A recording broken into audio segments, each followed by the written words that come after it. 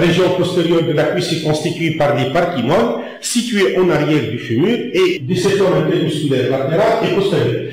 Muscles de la région postérieure de la cuisse. Les muscles de la région postérieure de la cuisse sont au nombre de 3 et répartis en 2 plans, superficiels et profonds.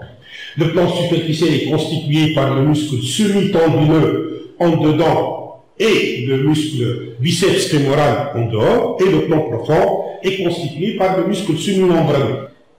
Le muscle semi-membraneux s'insère par une lame tendineuse sur la face postérieure de la tuberosité sciatique. Le corps musculaire descend verticalement et se continue au tiers inférieur de la cuisse par un tendon terminal. Le tendon descend en arrière du condyle médial du fémur et se divise en 3 tendons secondaires.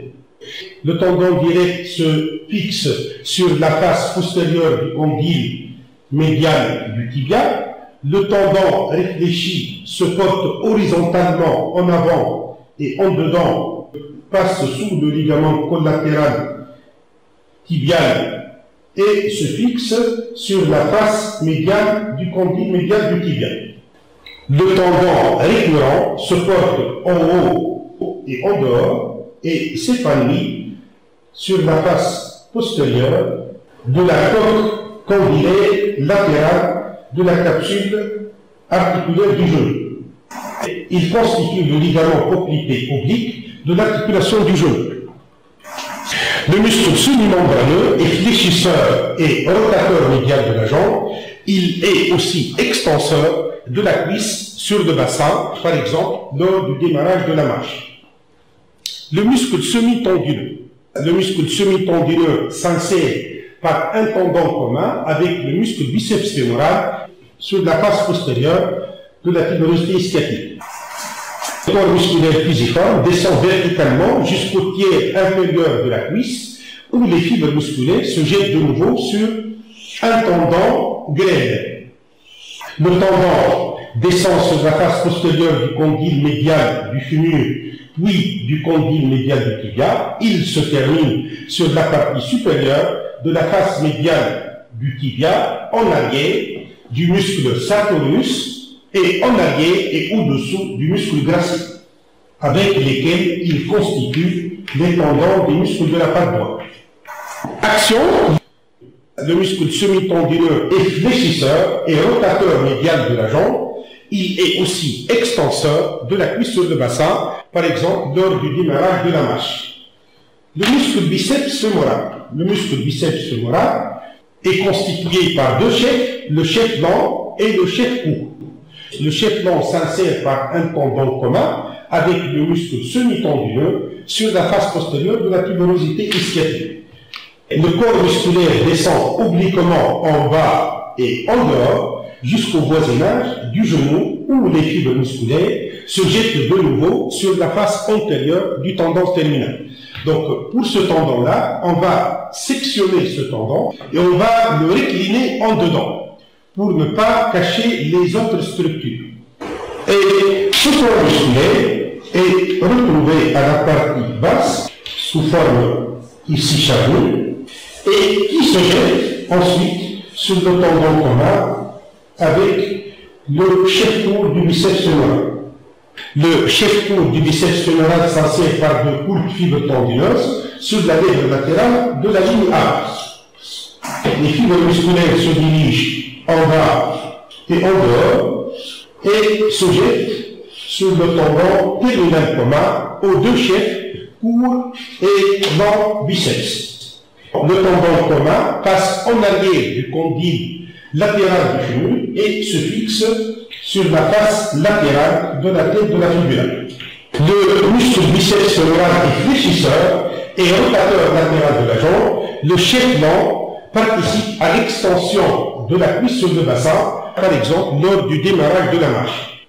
Sur la face postérieure apparaît l'artère circonflexe médiale de la cuisse qui est anastomosée en haut avec l'artère glutéale inférieure et cette artère va participer à l'anastomose cruciforme avec les artères perforantes supérieures, moyennes et inférieures et s'anastomose également avec l'artère poplitée.